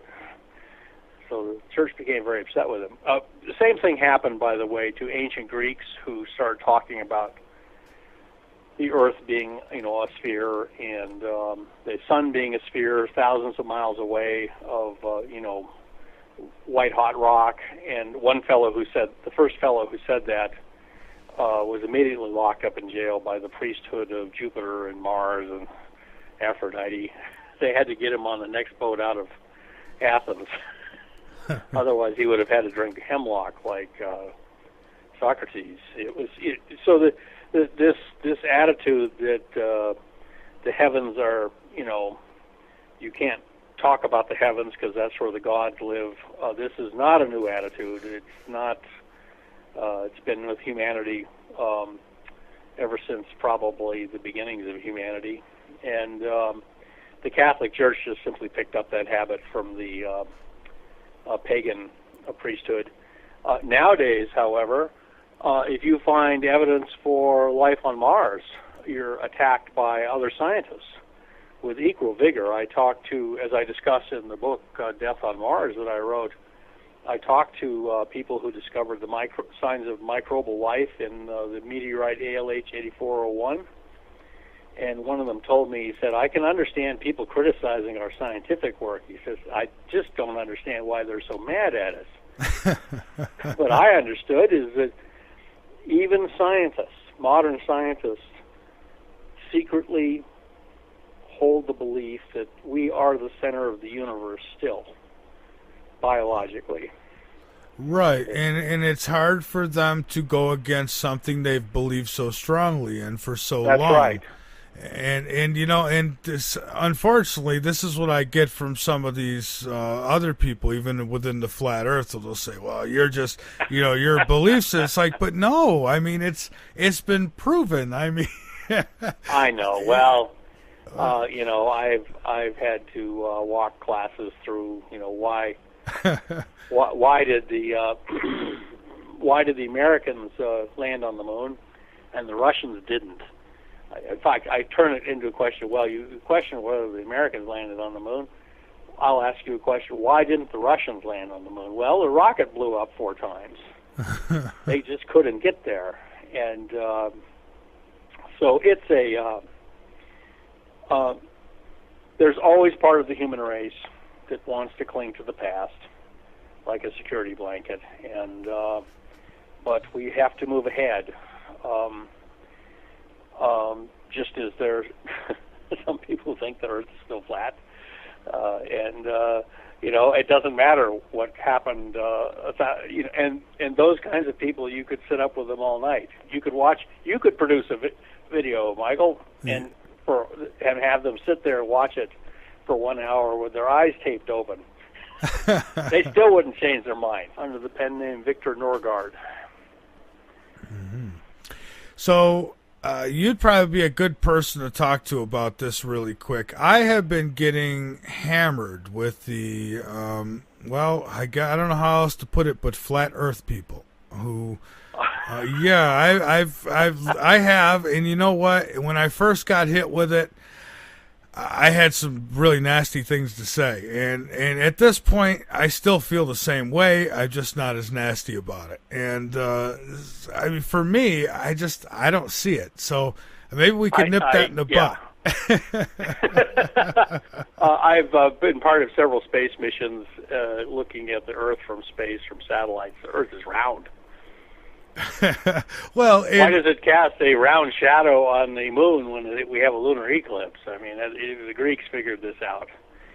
Right. And here's another thing. I've seen people hook their digital cameras up to these helium balloons and let them go, and they'll get these excellent videos up in the sky, and it certainly looks round to me. I don't know. Look, you can get up to 100,000 feet. We did this at the Space Institute where I worked at Florida at Kennedy Space Center, where I worked for about 5 years, and gorgeous pictures of the Earth, almost from the edge of space. I mean, you might as well have been in orbit. So I guess I would, if Aristotle understood that the Earth is round, I don't understand. I guess in the age of the internet, you can get a cabal going on just about anything. Well, Doctor, I'll go off on a tangent of just about anything. I'll look into it all. But boy, when you hit me with a flat Earth, I feel like somebody's purposely trying to take me back. In education, and I don't mean that as a slam to anybody who believes that. I guess I haven't had anybody prove that to me, and I don't think they could. You're gonna be waiting a long time, Mike. yeah, I'm afraid so. I watched it. Somebody asked me to watch a video last night on it, and I did, and it was the most torturous hour and 28 minutes. Well, no, they wouldn't. They would say that it was faked, and that it was all fake. You can't win. And see, for me, I believe 100% we went to the moon. I just don't believe that all the video that we're being shown is. I think some things are being left out. You have to. This government always has multiple agendas. And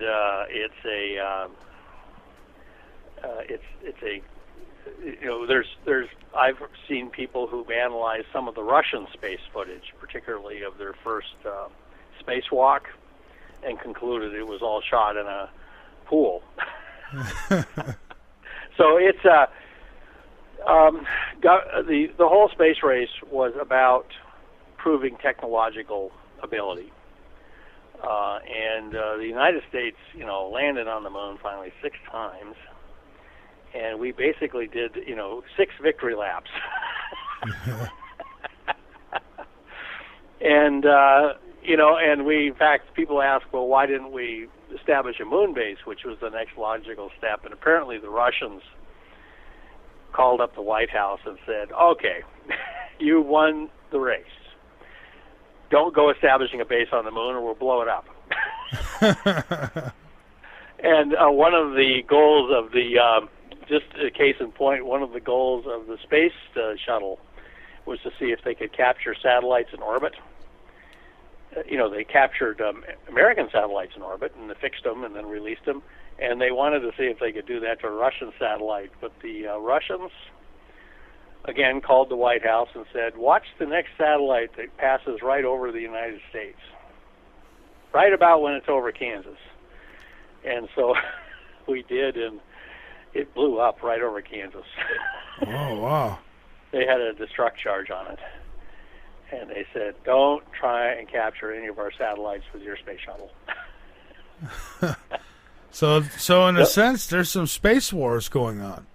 Oh, yes. Space has always been an arena of war.